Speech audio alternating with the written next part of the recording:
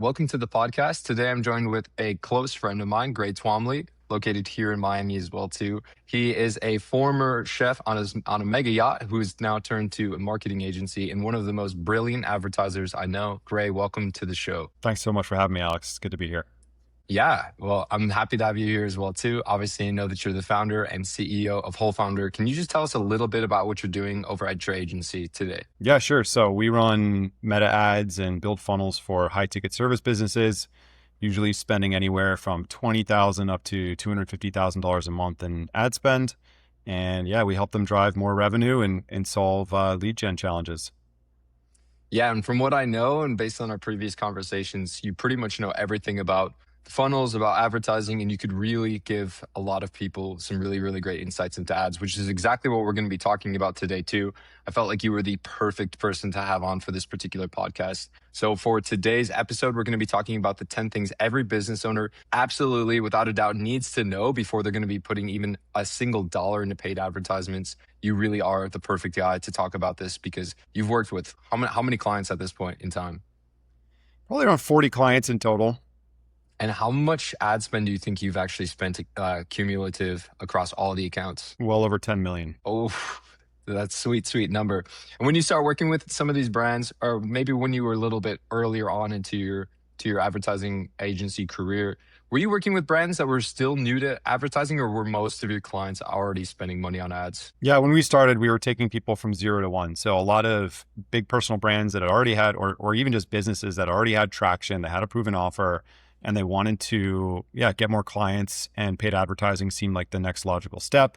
So we were able to take them from 0 to 1, getting them set up from, meta ads account, built out, pixel, all of that stuff, all the way to spending tens of thousands of dollars a month on ads.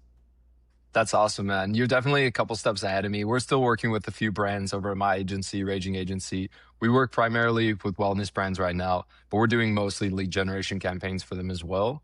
And we're still setting up a lot of the pixels, audience segmentations, maybe some first time new campaigns that are being built out and whatnot.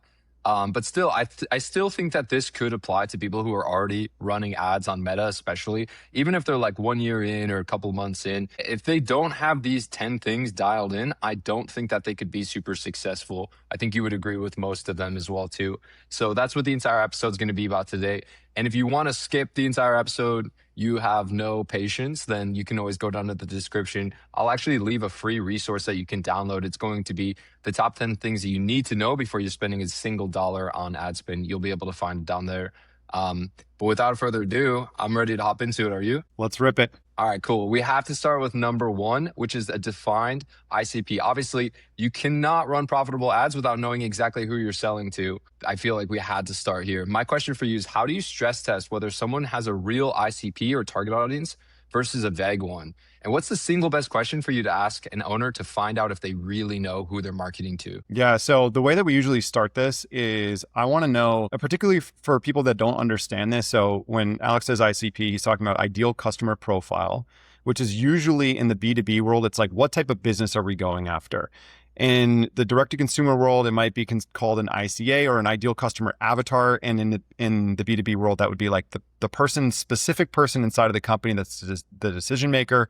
In the direct-to-consumer world, that is the actual buyer, the person that is going to be buying your product. And what I like to do in the beginning is I always ask, of all of the clients that you've had, who is the one that has been your best customer? They're your raving fan. They've spent the most money with you. They were the easiest to close, and they referred a friend. And those 5 things are what I look for. It's like, if you can name that person, and as long as they weren't a complete outlier and you never found them again, particularly like if this has been a repeat customer, I like to put that person literally on a document. That is the person that we are speaking to in our advertising.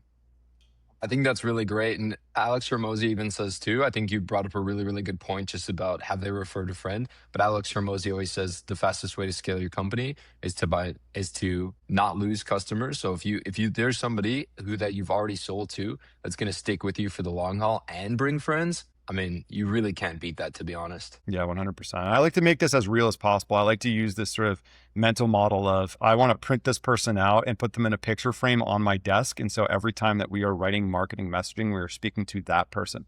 You're obviously going to bring in other people, but I think one of the biggest traps that business owners fall into is thinking that by speaking to one person, we're actually alienating others. And it's the other way around. By speaking to one person, we are going to bring in more of that person because they are going to feel seen, heard, and and feel like the marketing is actually built around them, that the service is designed for them.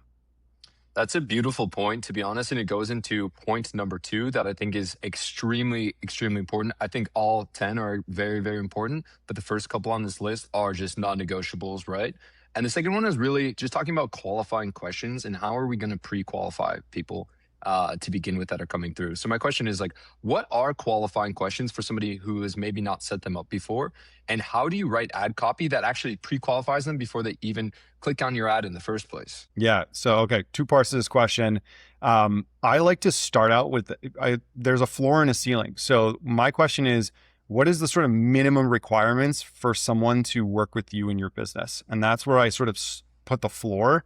And so that's when we're building a funnel, we're usually building out, there's an application form process, whether that's on Meta or whether that's after the landing page. But we like to design as few questions as possible in order to sort of eliminate anybody that does not meet our floor. And the easiest way of remembering this is BANT, B-A-N-T. So budget, do they have the budget? Authority, do they have the authority to actually make the decision? Need, is this an actual problem that they need solved right now? And then timing, is this something that they need solved this year, or is this something that they need solved this week? And so those are the sort of minimums of like, hey, if we were to drop 4 questions in an application form, we should be able to, by the end of them answering those questions, have a really good idea of whether or not they meet our floor. That's awesome. I've never actually heard of the BANT framework before. I think that's really, Yeah. really great. We might have to include that in the resource here. Yeah. But do you think that 4 is the optimal number? Are there any times that you go less, any times that you go more? Yeah. So I always like to start, particularly if we're going from 0 to 1. So I think in this use case, we're talking about more people who are in the beginning and they're trying to optimize, or they're trying to get off the ground, not optimize. I like to go as minimum as possible because we don't want to create friction. Now, once we get lead flow going, layering in additional questions usually helps us to sort of pull levers to eliminate anyone that does not meet our criteria. Or if we're bringing in people, training the pixel, training this AI brain that is the advertising brain, we want to make sure that we're bringing in more of the right people. So as we start to increase volume, as we start to get more leads, we can layer in additional questions. We usually find that the max number of questions that we want to ask in an application form is somewhere between 6 to 7. If we're going to really, we call it cold traffic, which means people that don't know, like, and trust you. If you ask someone 20 questions, they're unlikely, if they're just meeting you for the first time or don't even really know about your service yet, to answer 20 questions. So we find that around 5 to 7 questions is sort of that sweet spot. And you could have 2 questions about budget, right? If it's a real estate investing program, you could ask how much available capital do you have and what's your current income, right? So that's how you adjust. Yeah, that's great. I think you're totally right. In some instances, we've even gone up to like 8 questions for super competitive things that already have high volume. But you're right. And this brings me to point 3, which is the clear offer and the hook, right? If you don't really even have a clear offer and you don't have anything to hook somebody in, you won't get any lead volume, which is so common, especially for a brand that's starting brand new. Maybe they had too many qualifying questions. Maybe they didn't have a landing page. But on top of all of that, they didn't really have a clear offer. They weren't really speaking to somebody. What is your advice to them? What separates an offer that converts cold traffic from one that actually works on warm referrals? And walk us through, what would a meta-ready offer actually look like? Yeah, this is a great question. One I could probably spend the rest of our time talking about. I actually built a tool, which I'm happy to share. It's called the Offer Gap Score, and it'll actually creates a rubric. So we create a scoring system to break out what I consider the 10 most important parts of what an offer is, which in layman's terms is what the client or the customer is getting in exchange for money, right? They're paying you in exchange, they're getting a series of things, right? So this helps us actually list out and sort of pull the juice out of what it is that you're actually offering people. A lot of the times, an offer is just better communicating what you're already doing for someone that they might not know that you're doing. Like there might be an additional bonus that you actually have that you're offering that you're not communicating to them on the front end. And when people don't already know, like, and trust you, which is the challenge with going to cold traffic, right? Like even if it's Google Ads and there's higher search intent, there's higher intent than Meta where people are sort of just doom scrolling and like stumbling on you. This is like the most important thing that you could possibly get right before, or get to be ready for cold advertising, cold traffic. So there's 10 different attributes. The most important thing I think in all of this, which put your offer through this tool, it is one of the most valuable things that I've ever created and will bring you so much insight, whether you decide to run cold ads or not. But it'll show you where the biggest room for opportunity is. And it's usually, from what I'm seeing, around risk reversal. So someone other than the other 9 components, but risk reversal, meaning like guarantees or something along those lines, helps to build confidence with this person before they come in the door. It's like, hey, I don't know you. I don't fully trust you yet, but at least I know that if this doesn't go the way that I want it to, that there is some way of me sort of recouping my investment, or that I'm safe, right? And people want to feel safe and before they make the decision. So 1, they need to be clear. 2, they need to feel like they're making an informed decision and that it's going to actually, they're going to have a net positive outcome. So risk reversal is one of the biggest levers that you can pull in order to do that. And then the other thing that I'll say is just, you got to understand what the rest of the marketplace is saying. So a great offer in a vacuum, disregarding what all the other people on the internet are yelling, does not stand up. So you could have a 10 out of 10 offer, but if 20 other people are saying the exact same thing, it is no longer a really valuable offer. And so differentiation is super important, and it's overwhelming for business owners because it's like, you don't want to have to go listen to every single ad from every single one of your competitors, which is why I created a tool that actually does that for you. So we go scrape the internet, we scrape all your competitors, and leveraging AI to do that, which is something that would have previously cost thousands of dollars, I can now do for $10 worth of tokens. So I highly encourage anyone who's watching this to go through the offer gap scan. You're going to learn so much about your offer, and it will immediately tell you where the biggest levers are to get some advancements and be cold ready. Yeah, and just like having one direct ICP, do you think it's important when you're testing out different offers that you're still keeping that ICP in mind and you still are really only just talking to one person? Yeah, I call it, we actually coined the term the one funnel method, which is sort of a ripoff of Russell Brunson stuff. It's like one funnel to rule them all. One funnel can change your life. But the reason why I'm so adamant on this is that when you're coming into advertising for the first time, you're so used to referrals, which is like you got 10 different people coming in all the time. And so when we're like, hey, no, you need to speak to one person, you're like, hold on a second. That means I'm going to say no to 9 other people. What happens is when you're going out there into the marketplace with a message, you have to speak directly to some person. You have to make one person felt really heard.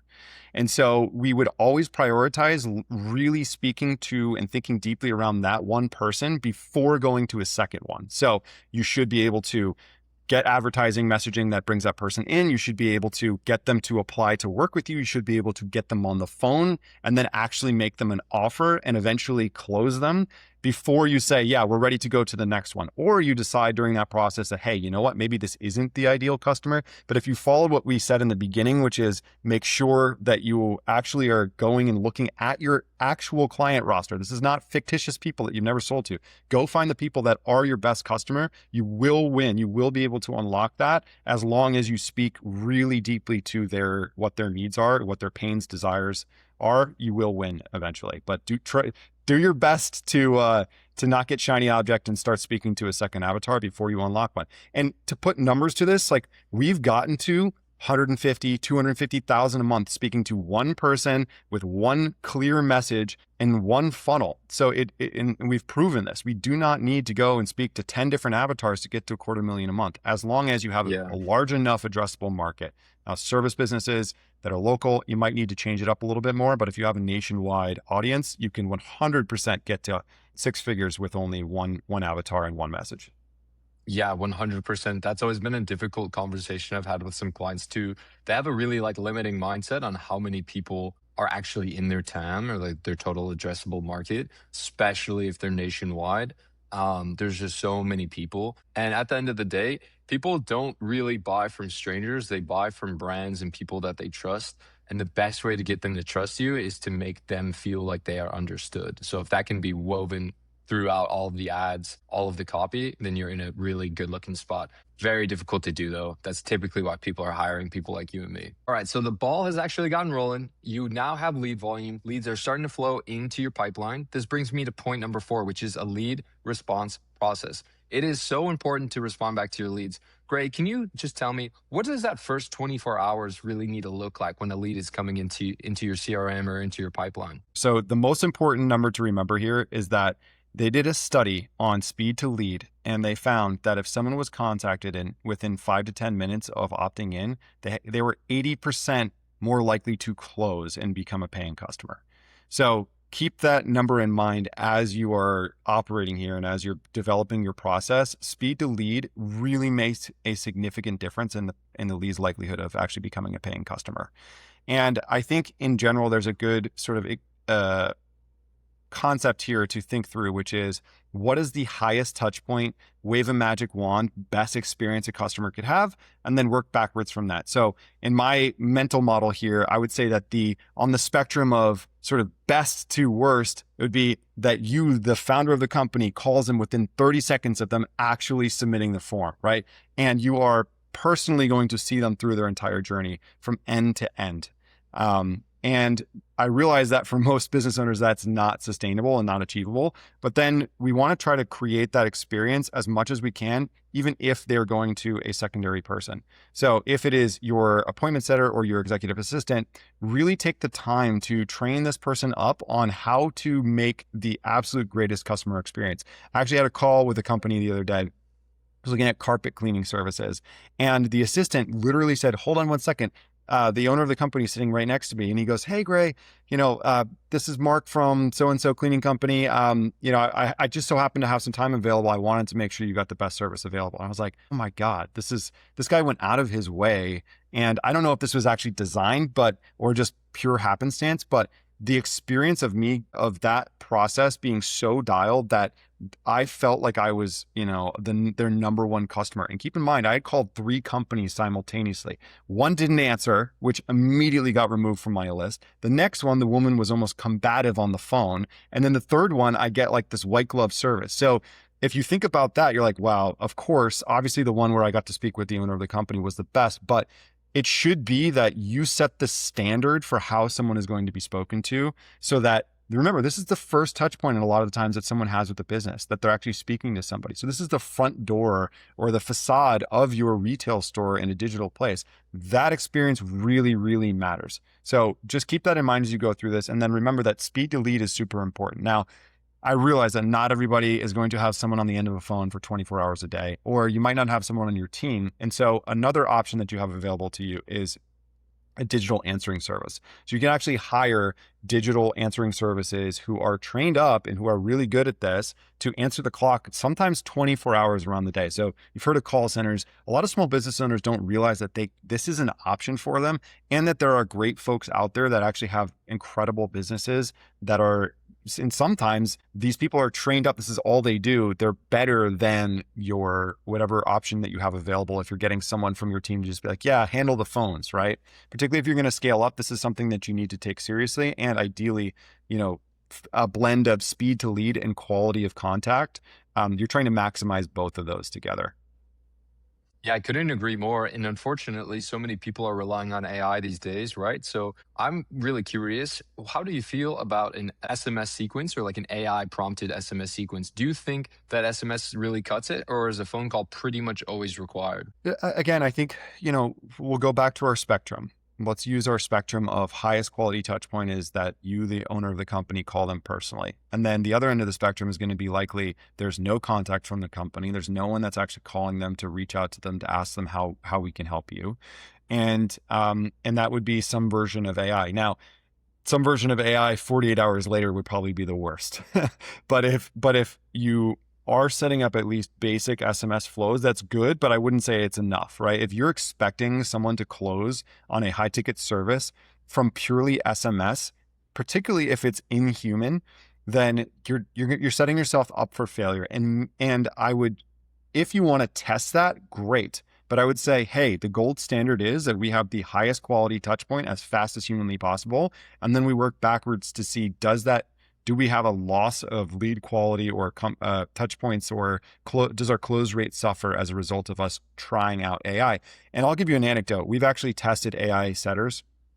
Work directly with some very large sales teams, and they tested it across 40 different accounts. They're doing $100 million in closes per year. And in the beginning, it looked like we were getting so many more leads that we were actually significantly improving overall. But we found out that because it was an impersonal first touch point, that ultimately they shut it down and went back to human setters overall. And that was faster response rate and by the metrics, it looked good, but by the close rate, we didn't actually get the result.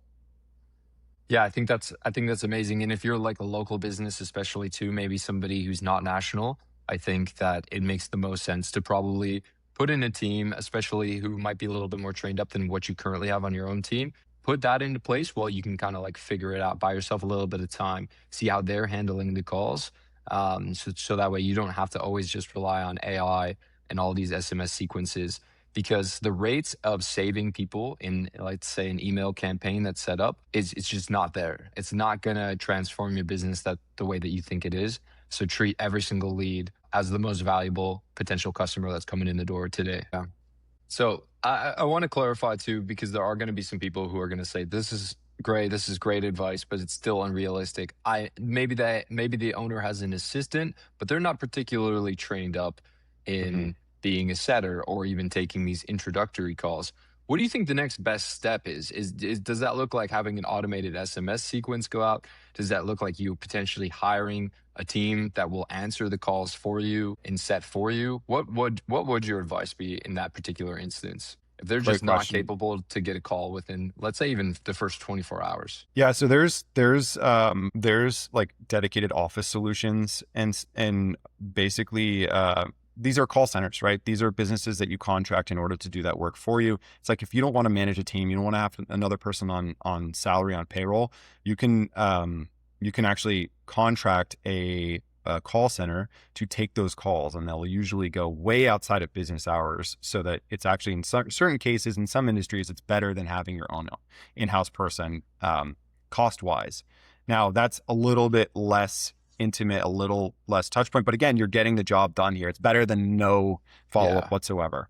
And of course, like you mentioned, follow-up outside of this, I'm going straight to the phone stuff, but yes, SMS, having an initial touch point that's welcoming, that isn't just writing them an email. You got to remember that an SMS is meant to be personal. The more personal this experience is, like we talked about the founder being the most personal, the better the response and the customer experience is. So yes, an SMS, particularly if you just can't get to the phone that quickly, and maybe you have a process in place, but it's a little bit delayed, communicate that. Let them know on the thank you page of whatever your application form is. Let them know in that SMS, hey, we got your application. We're so excited for the opportunity to work with you. We'll be reaching out within the next couple hours. And if this is after business hours, we'll reach out to you tomorrow morning, first thing.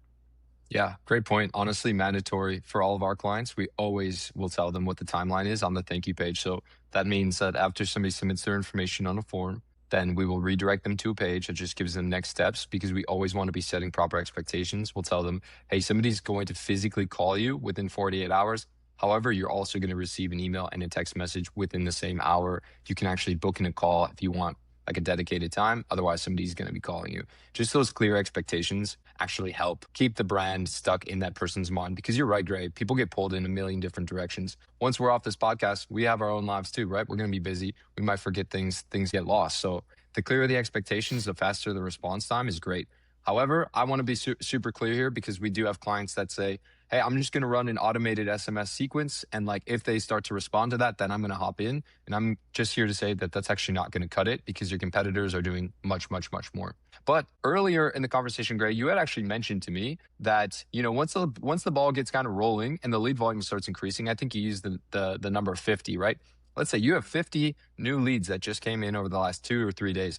That's a considerable amount of leads, right? You're growing your pipeline. However, what happens when you don't even have a pipeline in place? What is a pipeline? What is the minimum viable CRM setup that you should actually have set in place if you're going to be running ads? And would you ever advise a client to be running advertisements if they didn't have a CRM setup? So it depends on volume, right? I think when you're 0 to 1 and getting off the ground and just testing things, it's okay to sort of have a more manual process, and depends on what your existing workflow is in the business. So I will sort of put that asterisk. But what you're alluding to here is having a basic, at least a basic CRM, customer relationship management system, to keep track of all of these leads. And one of the biggest things when you start to go cold is that, to cold traffic, or you start running ads, is that you are going to have a lot of people building what Alex used the word pipeline of value sitting there that you can then continue to work on. Now, there are going to be conversations, notes, all of these things that happen as you go through and build these relationships with people. And keeping track of that somewhere is really important. Otherwise, you will lose people and you will be leaving tons of money on the table that you've already paid for, right? Because now it's not just people are falling in your lap. You're actually paying the advertising platform to bring people to you so that you can then sell to them. And so you want to maximize that. And in order to do that, you have to keep track of the communication and the relationship that you've built with this person digitally. So having some version of a CRM setup is, for us, it's an absolutely mandatory thing. We will not work with a company that does not have a CRM, because it's going to fall apart, right? You are going to get overwhelmed with your, whatever it is, spreadsheets, or, unless you are a spreadsheet wizard and you have it dialed. But again, most people that we work with here are operators. They are in the field. They are working on the operations of their business, not worrying about keeping track of customers.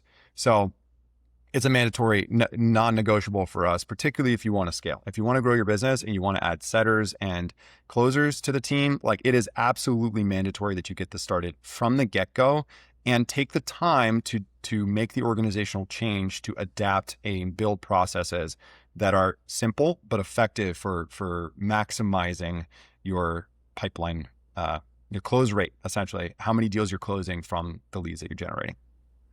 Yeah, that's really great insight. And honestly, funny enough, on my end, it's actually not mandatory that you would have a CRM in place, because we can direct those leads to the owner or the assistant's cell phone number and their email and ping them on Slack. And there's so many ways that we can notify people about incoming leads. So it's not necessarily mandatory. It's definitely nice to have. And the funny thing is, we license a CRM in our agency right now. So we actually build out a pipeline for our clients. Whether they know it or not, we'd obviously tell them, but whether they're going to use it or not, that's kind of like up to them at first.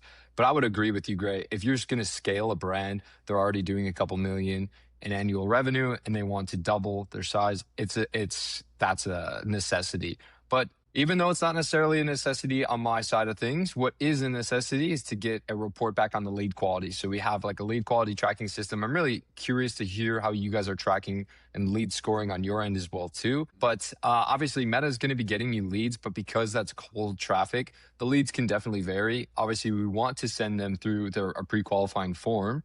But sometimes those leads can just not be super favorable. So how are you tracking the quality of those leads, and how are you looping that all the way back to Meta to ensure that you are improving that quality? Yeah. This is another topic that we could go into, a lot of depth on. It requires a lot of communication. So there's two buckets. There's marketing qualified leads and there's sales qualified leads. And marketing qualified leads, like we talked about, BANT. So they come through an application form. They click on an ad, they go to a landing page or a website, they then fill in their information. That information gets stored in a CRM or in spreadsheets or wherever you store it. And based on people's responses, you can calculate a lead score. You can do this with AI, you can come up with your own custom formulas. But most simply, like binary, they are qualified, they meet our floor, right?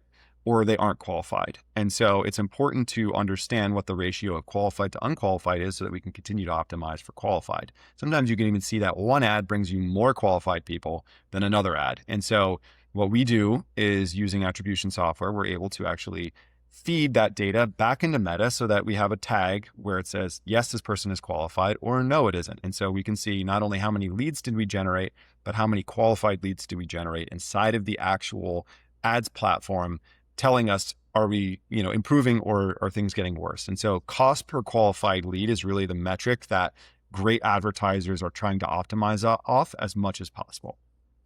Then we get into the sales qualified, where it starts to get a little bit more blurry, because this really requires creating a feedback loop with the sales team, and either having automation set up or a system set up inside of your customer relationship management tool, your CRM, and feeding that information back to the marketing team. So your sales team communicates with your marketing team, right? Whether that's you as a founder, whether that's your assistant, whatever that looks like, is that information gets fed back of saying, hey, yes, this person is actually who they said they were on the application form, and they are a great lead, or no. There's a couple ways of doing this. One of the simplest ways that we've come back to, and sort of like rudimentary in some ways, but it's sort of our floor, right? Our minimum of like, hey, we need this information, is that there is a sales end of day report. They go through all the conversations they had and they say, this was a great lead or this wasn't a great lead. And of the great leads, and of the bad leads, what made them a great lead. Yes, they were financially qualified. Now's not the right time. They actually they're traveling for the summer, and they'll come back in August and they are 100% down to become a client. So if we purely just went off of, did they close as our qualified lead, it wouldn't have been a great metric, because that was actually a great person. So, hey, marketing, you're doing a good job. Or this person was really underqualified. They are, living under a bridge, and that's also, but they said they had $50,000 in liquid capital, right? So important information that the application form would not tell us in that circumstance. And that we can just do in a message. That can be done in Slack. We use Slack all the time with our clients. It could be done through whatever communication channel, but just feeding that information back, even if it's just a couple bullet points, is so impactful to marketing continuing to get better over time, and ultimately you as a business owner making more money. I think that tracking your lead quality, especially from the sales side of things, is what separates the boys from the men, honestly, because if you're not having these kind of conversations with your marketing team, then nothing will ever change. Nothing will ever improve. It could be going down the wrong route. And what we've really trained our clients up to do is to fill out a manual form, actually. I think it gives it a nice touch. And they'll actually score their own leads inside of there and give us some feedback. And I've actually made that document available in public online for free download as well, too. So if you head to ragingagency.com, go to free resources underneath the resource tab, you can actually download it as well, too. It's called the Weekly Lead Quality Report. But typically the assistant to the sales rep or the founder or maybe one of the setters will fill that out every single week. They'll send it back to us, and then that's how our team is actually able to make really, really incredible optimizations. But that was a great amount of knowledge. Honestly, we could talk about scoring pretty much all day long. I just think it's really, really important. If you are seriously going to take Meta as a primary acquisition channel, you have to be tracking it. It's so incredibly important. And that brings me to point number 7, actually, which is having a dedicated landing page. Funny enough, it's 2026. People still don't know what a landing page is. Can you just walk me through the basics, right? What is a landing page? Yeah. Why would we send people to a landing page instead of just sending them to the homepage or the contact page on our website that we already have? Yeah, great question.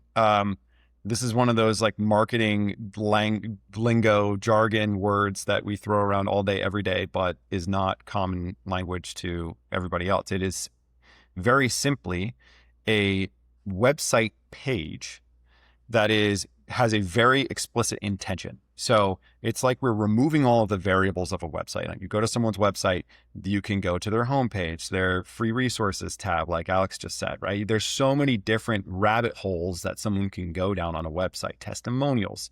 And so when we're running paid traffic, we're really trying to speak to, remember the one funnel method, it's like one avatar, one person going to one pain or one desire that they have to position your product or the next step of their journey on this page. So if let's use an example of in lead gen, we're usually trying to get people to apply to work with our business. And so the call to action on that page would be apply to work with Raging Agency, right?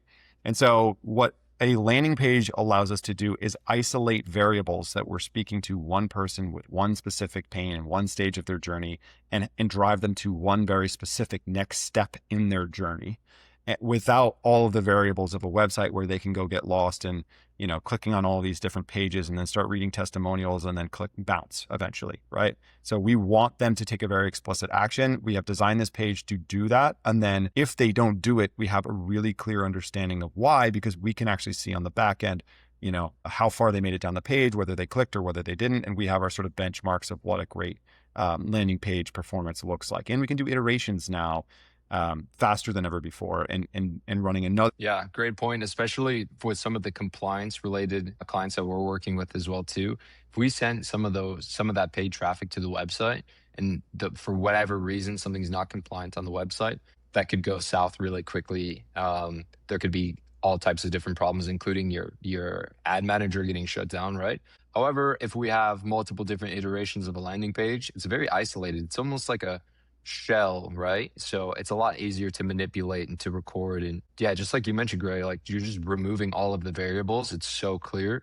And once again, I would say that that's a mandatory. Some people can still get some good results if they're running traffic to their website, but for those brands in particular, what I say is that you can't even imagine what kind of results you're going to get once you switch over to a landing page. Because clearly the marketing messaging is going well. However, they're probably getting on the site, bouncing off, getting confused, going to the photo gallery, going to Instagram, like doing all the things you kind of don't really want them to do. So yeah, landing pages are just so important.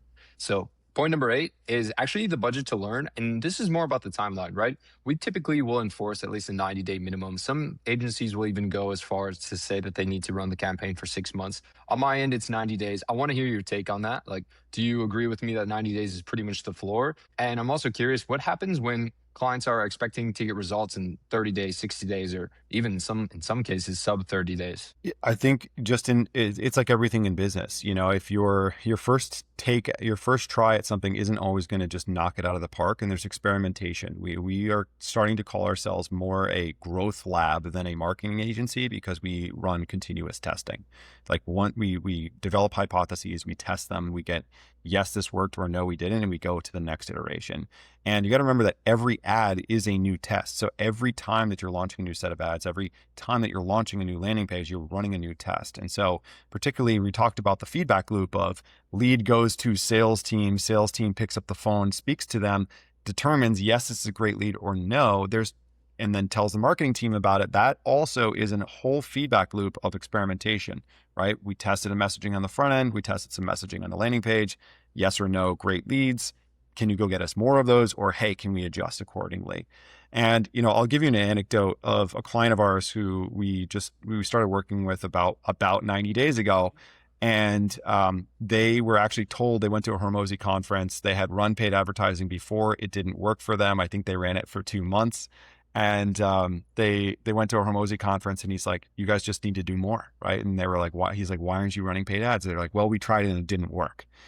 What happened when they came to us, they said, we're going to commit to 6 months of doing this. And by month 2.5, we were now at something like a 10x return on advertising spend. And we've added $600,000 in total lifetime value, plus maybe even $1 million in total lifetime value to their business. And that's only in the first 2.5 months. And so now a lot of the times it's like, you just need to commit to this thing, allocate enough budget where you're not going to starve yourself, and you're going to give the marketing team enough leeway to actually do some experimentation.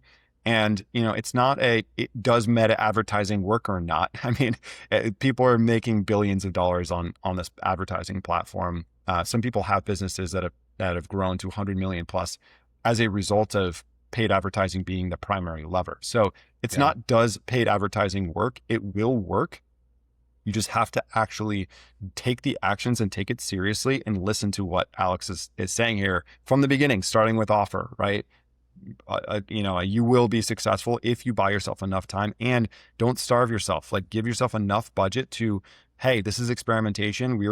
I'm okay with parting with $10,000, $15,000 in ad budget to test this out and validate what messaging works so that we can then fight for the next 12 months together to build a significantly larger business than we would have if we didn't unlock this.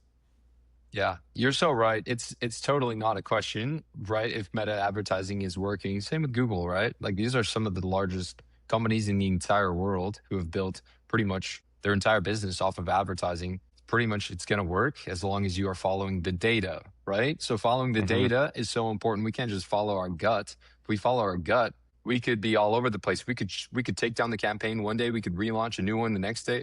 We could be all over the place, for following our emotions. Which brings me to point number 9, which is attribution clarity, right? How do we actually know that we are actually getting a lead for Meta, especially if we're running ads on TikTok, Meta, Google, doing organic SEO, how do we make sure that the leads that are coming in are really coming from where we think that they're coming from? What do Mm, we need to know? What are some of the basics that we kind of need to know about attribution and just general clarity from that data, Gray? yeah. This is a non-negotiable again. We will not work with the client unless we're able to go in there and get access to what we need to get access to set up accurate tracking. Like this is Amen. foundational 101 stuff. What were you saying? I said amen. Yeah. So this is like the foundation. This is before you even, this is stretching before you go run. It sounds complicated, but it's relatively simple. We set up a series of tracking snippets, tracking a little bit of code on the page that allows us to see exactly where people are coming from. If this is not done correctly, you will have false signals as to what the source of the lead is, and therefore you will be set up for failure. We find that rarely do we open up an ad account and someone has a 9 out of 10 or 10 out of 10 tracking setup. And the worst part of that is you could be being told by your marketing agency that everything is going great, and that in all reality, they don't know where the source of the leads are. So one is getting your tracking set up correctly from the beginning and working with an agency that really takes this seriously. Ask them, what is your tracking setup? How do I know definitively that these leads are coming from where they say they're coming from? And then two is making sure that you have it depends on the size of your business and where you're going, but a secondary attribution software is very helpful, or just having at least a basic system of tagging leads as they come in, whether you're isolating them from individual landing pages or whether you have a really great tracking attribution software like Google Analytics or Hyros, or there's a lot of different softwares out there. But each agency is going to have their own setup. But I would just really make sure that if you are taking a look at an agency to work with, that they explain to you in detail how their tracking setup works and that you take this seriously from the get-go. Yeah, I couldn't agree more. And I think, once again, you brought up a really good point. You do need to be asking your agency or whoever is running your ads what type of tracking that they are utilizing, and ask them to physically show you what's going on. Because almost 10 out of 10 times, but certainly 9 out of 10 times, if you're paying somebody $500, $1,000, maybe even $2,000, they don't know tracking. They don't know attribution. It's not on their radar. And the only thing that they really care about is just trying to get you as many leads at the cheapest amount as possible. So that way, they can feel good and feel like they're doing a really good job for you. But we all know, as business owners watching this video, we don't care how many leads we're getting. We care if they're closing and if they're making us money. That's the only thing. And we don't know that if we're not tracking the data. So that was point number 9. We have one more point, probably one of the most important ones. This is especially important if you're hiring an agency or a third-party contractor or somebody to run the ads for you, which is the business and marketing alignment. What should good alignment look like, Gray? If I'm going to start spending thousands of dollars on the ads themselves and another couple $1,000s on the agency, what do I need to keep in mind? Who am I really looking for? What are the red flags that you've seen that, we need to stay clear from? The first question is, what are your business metrics, right? So we call ourselves, our agency is really a growth marketing agency, which is sort of more than just we run ads. We get involved and sort of sit at the table with you as a decision maker, as a almost a business partner to help you make informed decisions. But there's really a few core metrics that we align ourselves towards. So one is, what can your business afford to spend to get a new customer? If you cannot articulate that, do not pass go, right? Do not collect $200. You need to ensure that you understand the metrics of your business so that you can accurately communicate that to your team so that they can measure against that. Is your target customer acquisition cost $500? Is it $5,000? Can you afford to spend 2 times your ad spend? So if you put $1,000 in, you get $2,000 out of the machine. Or do you need $5,000 out if you put $1,000 in? You need to understand that as a business leader and hash that out with your marketing team before they go start spending a bunch of money on advertising. The worst thing that you could do is the agency thinks that they're doing a really good job because they're bringing you a ton of leads. And then you find out 6 months in from your financial officer or your accounting team that you've been losing money this whole time because you didn't understand your numbers.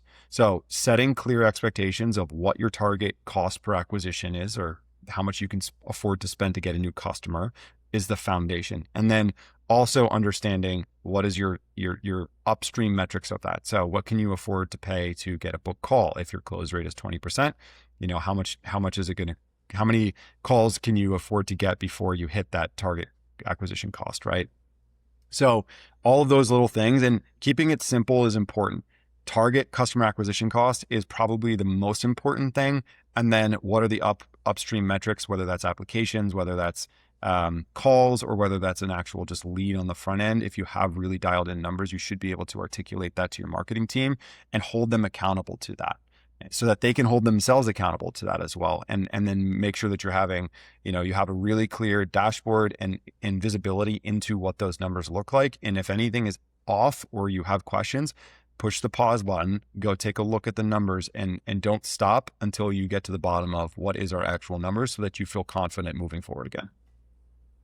Yeah, I think that's awesome, Gray. And you articulated that very well. I think you do need to know your numbers. I would love to see you publish a free resource on your website, wholefounder.com, as well, too, to help other people learn more about their numbers, so that way they can make the best decisions in their brand as well, too. I'll keep an eye out on there, because I think you are so wise in terms of working with so many different businesses, spending over $10 million in ad spend. You have so much knowledge to share. And I think if anybody is watching this podcast, they're already going to step away feeling so much more confident and having a really clear understanding. So once again, if you are feeling a little bit lost, or you want to go back and remember which all 10 are, I'll drop that free resource actually down in the description below this video, as well as our weekly lead quality check report as well, too. That's completely free. All you got to do is put in your email, and then you'll get that delivered within just a couple of minutes. But to recap, the 10 most important things that every business owner really needs to know before they start spending even a dollar into the meta machine is: number one, right? You got to define your target audience. Remember that you're speaking to just one person, not a whole collective. And in fact, a good tip here is a tip I actually heard: if you're going to record social media videos, which is to pretend that you're on FaceTime. You're not going to be on a group call. You are FaceTiming that one person. Speak directly to them. The second one is qualifying questions, right? Set that floor, set that minimum, and set that ceiling, so you know exactly who is going to fall within that range. So that way you're not wasting time, and you're not burdening your sales team with unqualified people who never really even had any money, and maybe they even live under a bridge. The third one is going to be to have that clear offer and that clear hook, right? Remember, Meta is a cold platform.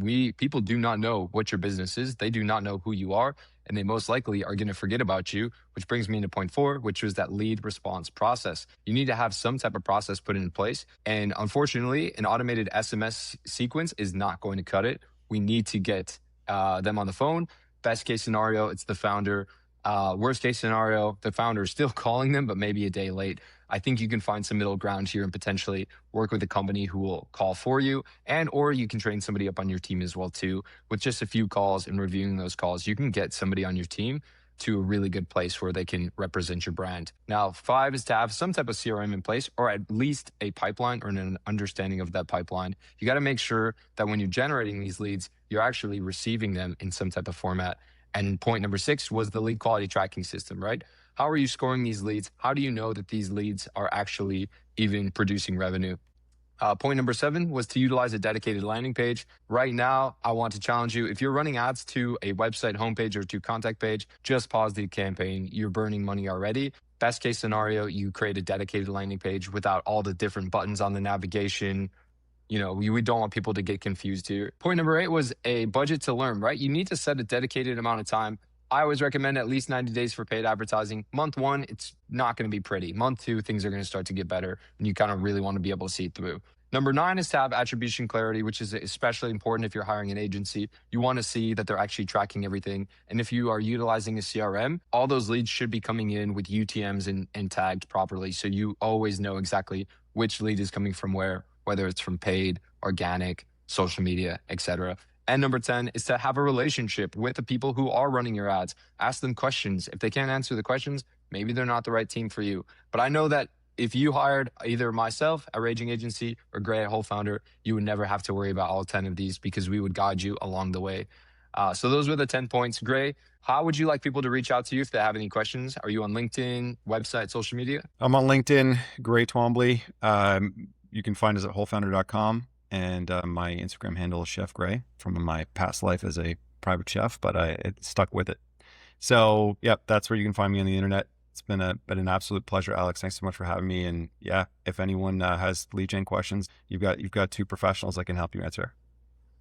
Yeah, we'll look forward to seeing your comments down below. And if you're on social media, we will make sure that we tag Gray in the comments down below as well too. Thank you so much for your time, Gray. I really appreciate it. And I'll see you around Miami. My pleasure, man. Thanks for having me on.